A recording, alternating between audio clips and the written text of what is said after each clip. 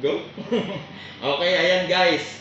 So, sa mga hindi nakapanood ng 2 video ko, panoorin nyo para malaman nyo yung presyo nito sa ibang spec. Pero sa mga hindi nakapanood ng mga, kung tinatamad kayo panoorin, ito lang specs yan. Quick check lang. Okay? Tama na. Ngayon, di-disassemble ko na siya. First thing, kailangan mo siyang i-shutdown. Siyempre, para hindi magkaroon ng problem yung laptop. And pagka-shutdown mo, wait mo lang siya ma-turn off. Yan, totally turn off na. And i-flip ko lang siya. Be careful na pagka-flip nyo para hindi siya magkaroon ng disgrasya. Yan, makita niyo yung logo. Ganda. Para siyang S14. And ito lang yung kailangan kong tools. Very simple lang. Isang screwdriver, precision. Saka yung pangbukas ko, metal.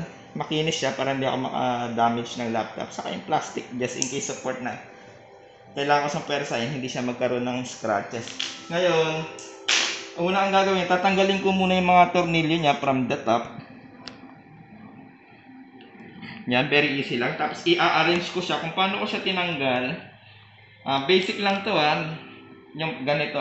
Paano ko siya tinanggal, ganun ko rin arrangement. Kasi sa mga professional na nagbabaklas ng laptop, wala na silang pakialam kung paano arrangement ng tornilyo. Basta ang gagawin nila, nasa isang cup lang, lagayan. Tapos halo-halo na. Kaya pag binalik mo, yung mga pro na gumagawa ng ganito, pagbalik mo ng tornilyo, minsan sobra, minsan kulang, minsan naman nasa ibang posisyon na yung mga tornilyo na mga tinanggal nila. So far, hindi ako gumagawa ng professional way. Ang ginagawa ko basic way para arrangement, hindi rin sumakit yung ulo ko kung paano ko hahanapin yung mga tornilyo na aking tinanggal. And be sure naman na pag open nyo is hindi nyo mapupudpod yung kanyang yung head para at least pag binuksan nyo siya hindi halatang na-open yan. Hindi siya mapupudpod. Kaya yung screwdriver nyo na gagamitin is at least dapat hindi pangit. Swak na swak. Okay? Last 2 screw para makita na natin yung laman neto. Yan. Sometimes guys, yung ganitong laptop may mga naka-hidden na screw sa mga ganitong rubber. Pero ngayon, tingin ko naman, hindi naman ako papahirapan siguro nito even though na first time ko lang siyang buksan. Gagawin ko, maghahanap ako ng bukasan. Dito ako magtitira ng, or titira. Wow, iba lang yung words ko. Mag-start ng opening.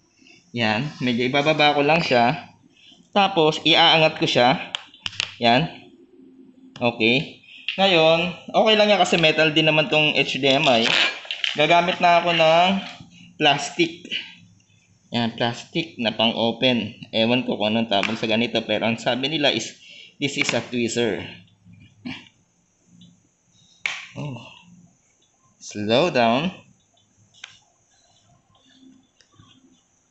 Medyo makapit. I don't know kung meron pa siyang tornilyo. Pero subukan natin siyang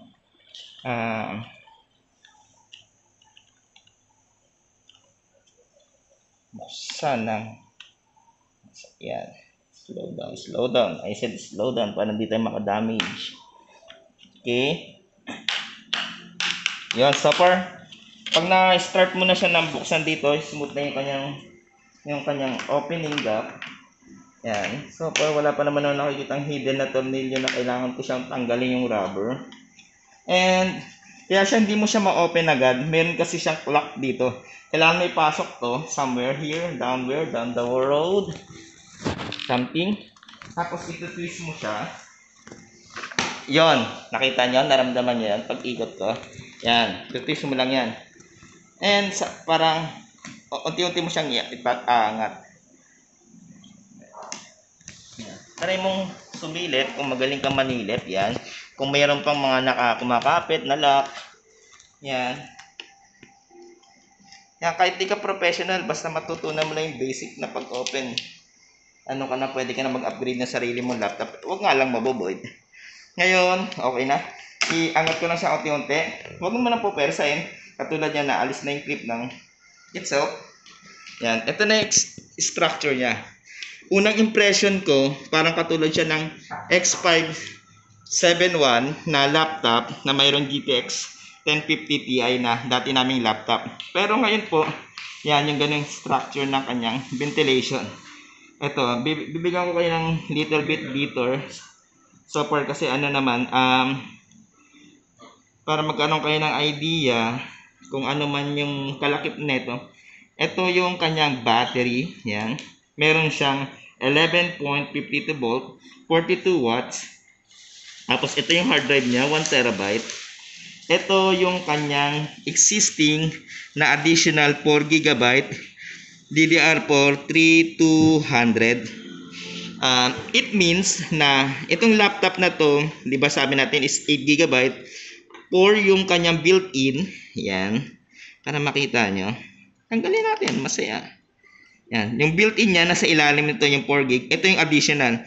It means, yung ganitong laptop, pwede mo siyang additionalan ng 8 gigabyte para maging total of 12 gigabyte. Ayan yung recommend. Although may gumagawa ng iba, ginagawa tong 16 gigabyte para maging 20 gigabyte. It's up to you. Pero recommend ni Asus is hanggang 12 gigabyte lang. Okay, better na ibalik na natin siya para wala tayong maging cause of harmful sa laptop. Okay, tap. And this one is yung NVMe SSD. Naka-sealed siya, hindi ko na siya ma-open kasi baka ma-void. Yan, although hindi naman siya mabovoid dahil technical naman tayo dito. Yan, pwede mo siyang palitan ng up to 1 terabyte NVMe SSD.